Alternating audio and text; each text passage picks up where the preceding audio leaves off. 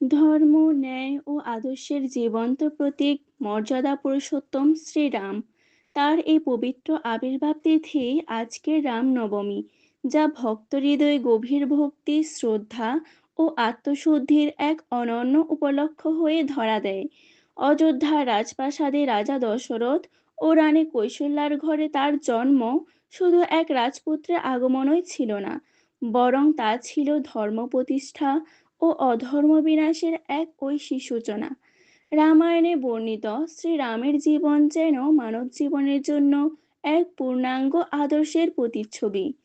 পিতার আদেশ রক্ষার্থে রাজ্য ত্যাগ করে বনবাস গ্রহণ, ভ্রাতৃস্নেহে অটুট সম্পর্ক, পত্নী প্রতি অগাধ ভালোবাসা এবং প্রজাদের প্রতি দায়িত্ববোধ, প্রতিটি ক্ষেত্রেই তিনি প্রতিষ্ঠা করেছেন নৈতিকতার সর্বোচ্চ মানদণ্ড।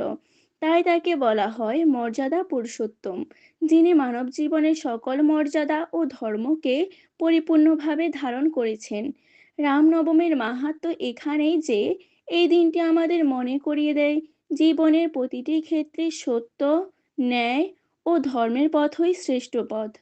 রাক্ষসরাজ রাবণের বিরুদ্ধে শ্রীরামের বিজয় কেবল এক যুদ্ধ জয়ের কাহিনীই নয়, এটি অন্যায়ের উপর ন্যায়ের, অহংকারের উপর বিনয়ের এবং অধর্মের উপর ধর্মের চিরন্তন জয়গাথা।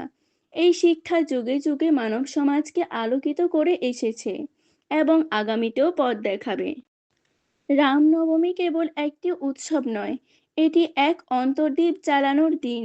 এই দিন আমাদের আহ্বান জানায় নিজেদের অন্তরের অন্ধকার দূর করে সত্যের আলোয় উদ্ভাসিত হতে।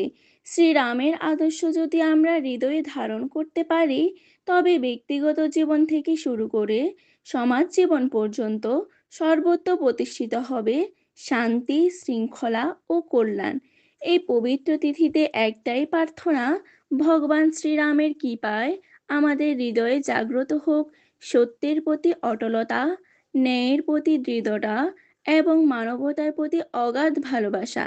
রামনবমীর এই মহিমা আমাদের জীবনকে করুক পবিত্র, আলোকিত ও কল্যাণময়। জয় শ্রীরাম।